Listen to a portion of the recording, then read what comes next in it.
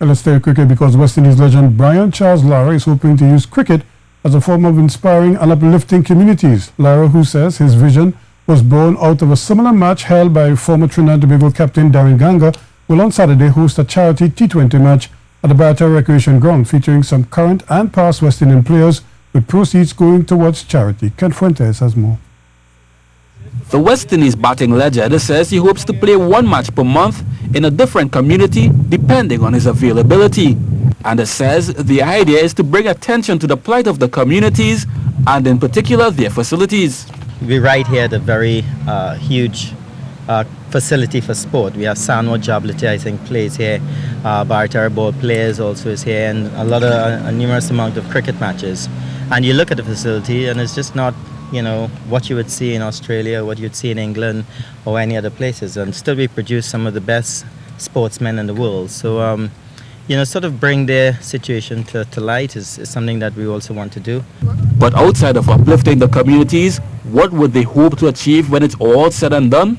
I believe one of the messages I'd like to give is the fact that, you know, we are not dealing with failures very, very well in this country. And I think a very big part of any sportsman's life is to deal with failures, because the more you get knocked down, pick yourself back up and move on. And I believe in life we have a lot of youngsters who are experiencing a lot of hardships and they're turning to, you know, alternative things to do. And this is when you really see how much of a man you are, when you can pick yourself up, dust your pants and move on and do things. Lara adds he wants the communities to start taking responsibilities for themselves and their facilities and be part of the process of maintaining them while not being dependent on government. The former West Indies captain explains what they intended to do to inspire youth to walk the right path. I think it's a surge to get into the minds of the youngsters. You know, when we come here on Saturday to mingle, to interact with them and get into their minds. It might be a kid who may want to speak to me and don't like cricket or football or anything at all, but, you know, I might be able to help in something else. And speaking about youth, Lara also plans to introduce the public to a young man whom he believes has the talent to go on to great things. I'm going to introduce a 13-year-old. He's coming in tomorrow from Barbados. I think he's awesome. People said that I was batted like that when I was 13. Well, I wish I did. Well, I hope I did, because he's just an awesome little youth and you'll get an opportunity to see him. But I just felt that it'd be nice to maybe have a knock with him in the middle, you know, because I was pretty impressed with him. What's his name, if you mind me asking? His name is Jacob Bethel.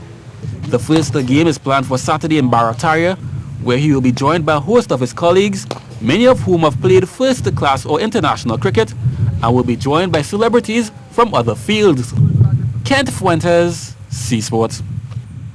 Meanwhile, Lara's praised the performance of Jamaica in last night's semi-final 292-run win over the Red Force in the regional Super 50. Lara says he has not seen much of the tournament, but adds you cannot help but admire good cricket. A glimpse of the game yesterday, which is a great game in terms of, you know, what Jamaica was able to achieve.